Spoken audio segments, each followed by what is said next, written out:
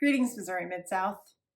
Summer is firmly here now, with our schedules shifting and the heat waves and thunderclouds rolling and camp in full swing. Registration for our later summer weeks is still open. This past week, I engaged our conference main staff in a conversation about the 4 core ministries of the conference. You know, creating community, empowering congregations, pursuing justice and equity, and visioning the future. These core ministries were discerned and described in the course of a visioning process that took place a couple years before my time here at Missouri Mid-South. They inform the work that we do as a staff.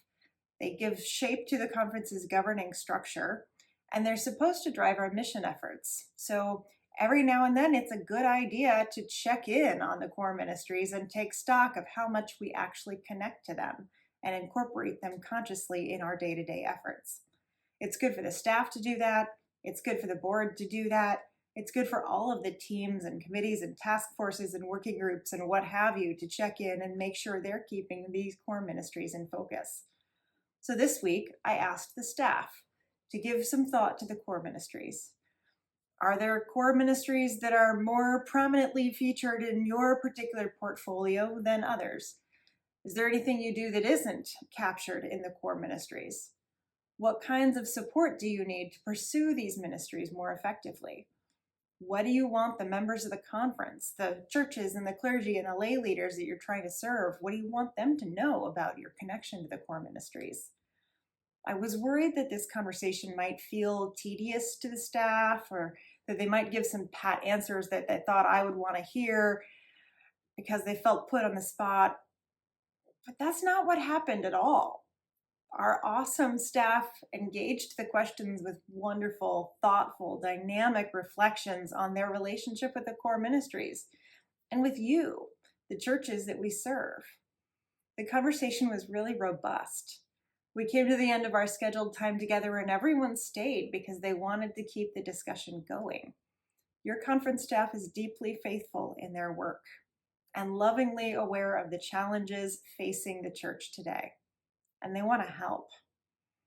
There are a number of insights that the staff lifted up in that conversation that I'll be ruminating on for a while before I'm able to articulate them well and incorporate them into broader conversations across the conference.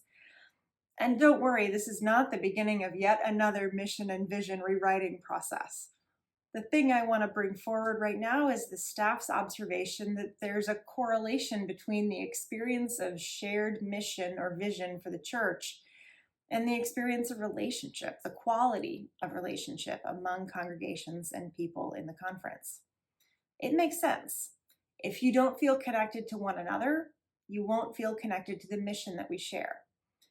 That's true for the experience of our staff as well. Our staff feel most connected to the mission of the conference when they feel connected to the people of the conference. What I'm hearing from them, a yearning for connection, I'm also hearing from you.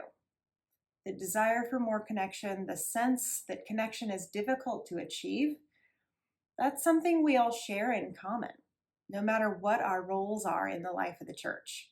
We all want more opportunity for relationship building, for mutual care and support.